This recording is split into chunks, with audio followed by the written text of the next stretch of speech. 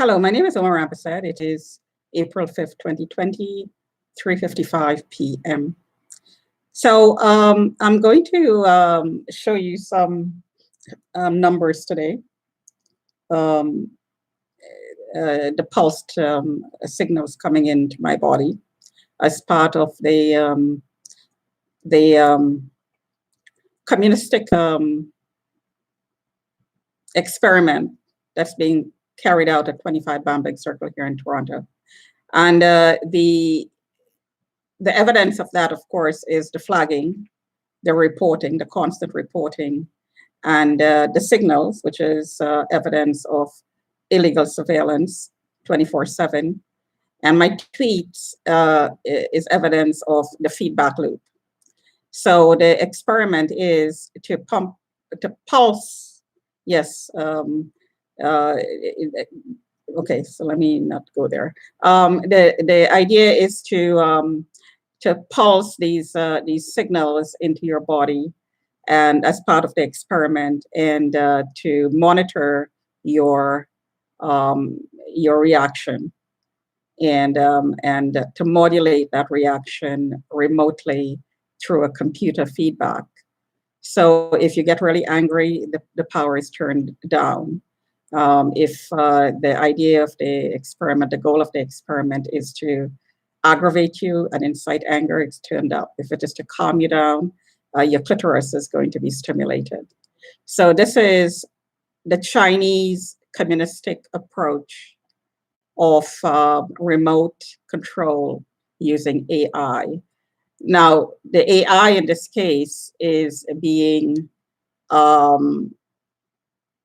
subjected to human interference. So the person who has the contract is the trainer, and the trainer is using the computer.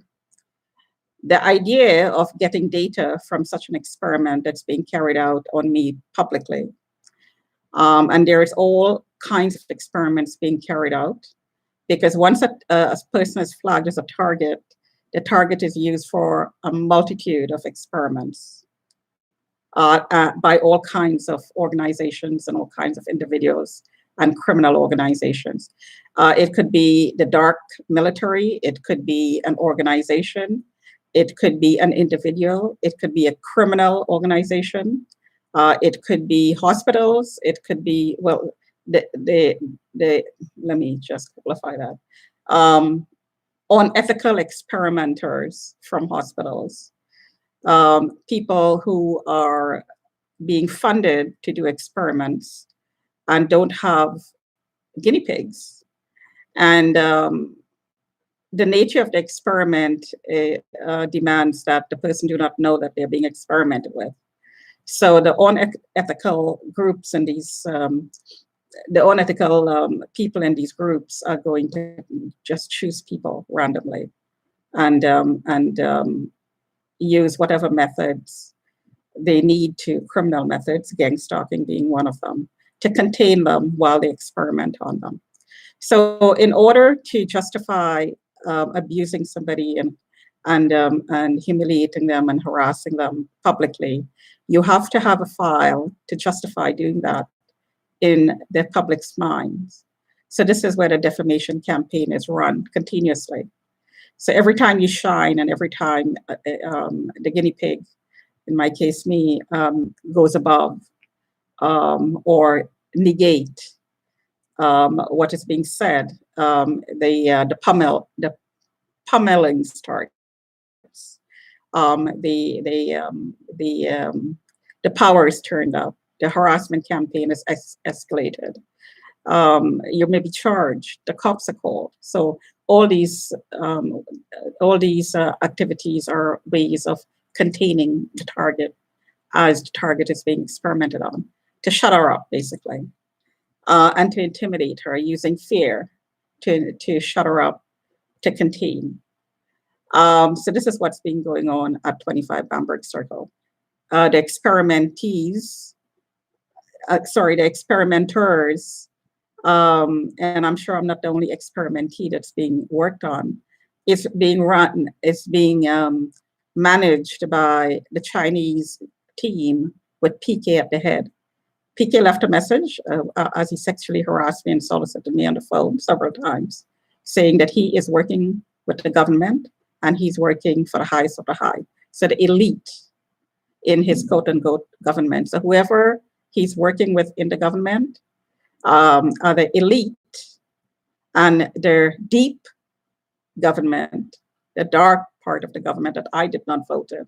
So this man is connected to that part of the government that's running this experiment. So, and he's openly saying that because he's covered and it's all fixed. He could do that. His mandate is to get the experiment done. So he can openly say this to me, and nothing will be done to him. He's absolutely covered. It's all fixed. Now, this sort of behavior has been going on for ages and ages, right? Since man was created. There's going to be all kinds of wars going on, and behind my ears are being pulsed really badly.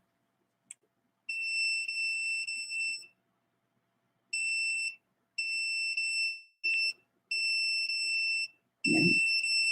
And when this area here is pulsed, it incites anger, it gets really aggravated and very uncomfortable. It's very painful. I'm just wondering, sorry to interrupt here. I'm just gonna take my blood pressure. See what it says.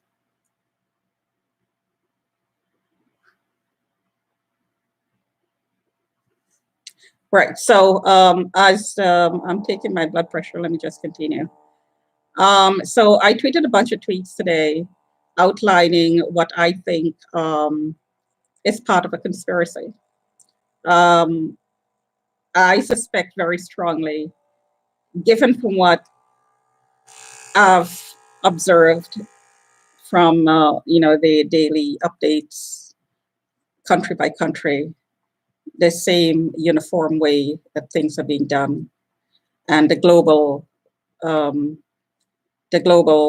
agenda behind it. Every country is to follow the same protocol to deal with the crisis. My mouth is dry because my mouth is being pulsed, I could tell.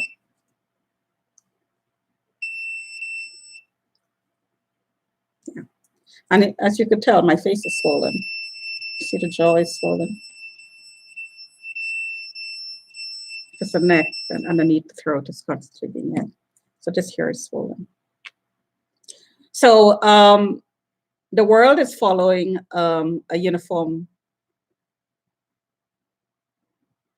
protocol across the board in the way it's dealing with COVID-19. And because of that,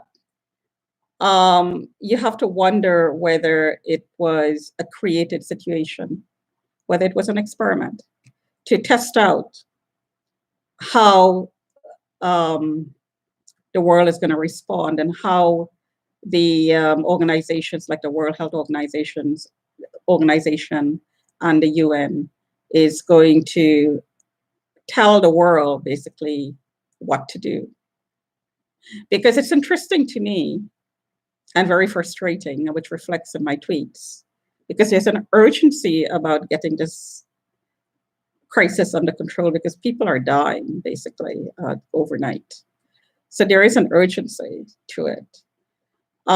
It's interesting to me that our Canadian professionals, doctors, manufacturing engineers can't get together quicker, faster, and put a team together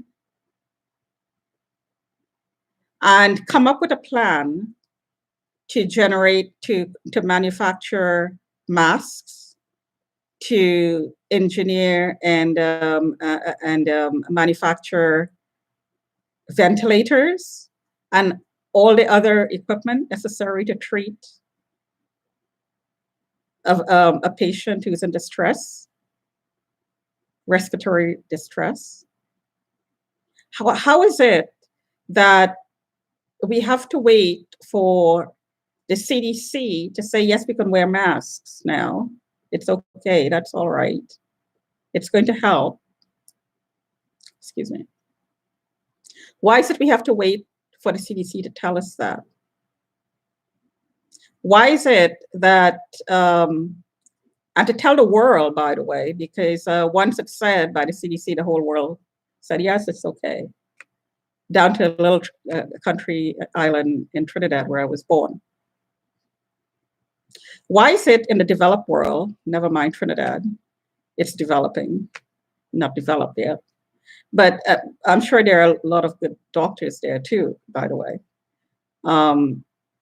But anyways, to the point, in the quote unquote developed world, Canada being one of the countries, do we not have the professionalism, the infrastructure, the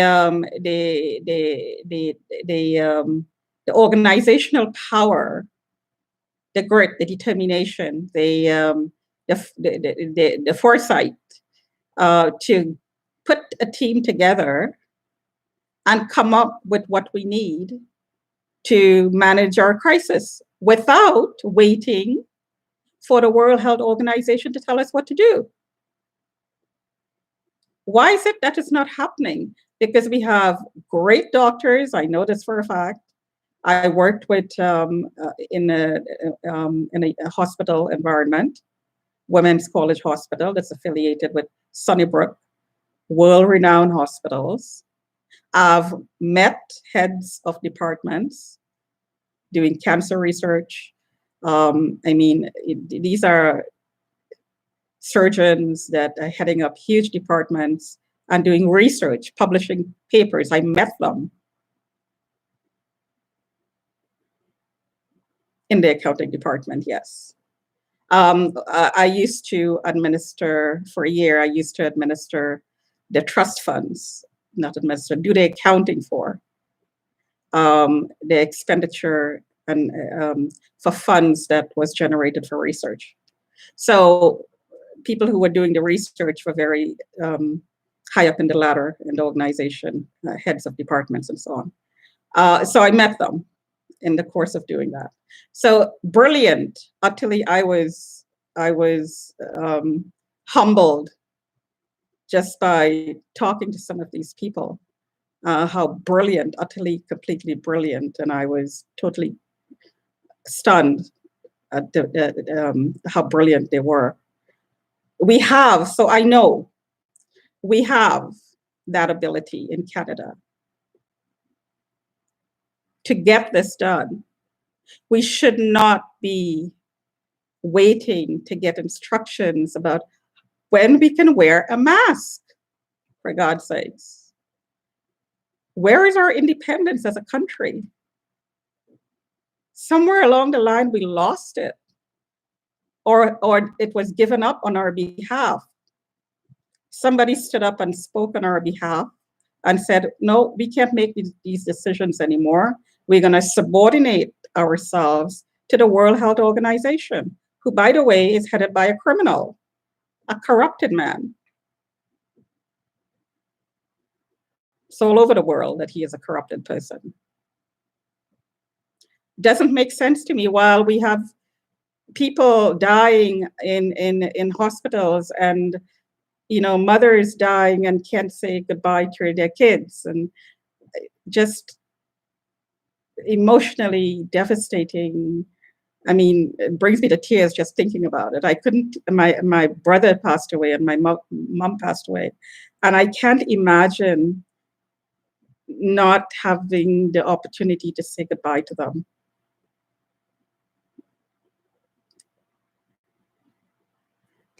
So it's a personal, there's a personal connection to when I read tweets about people tweeting. Yeah, and I'm tearing up just talking about it. When I when I read these tweets, these heartbreaking tweets about kids saying I couldn't say goodbye to my mother, and my dad passed away and he was 83 and I couldn't be there.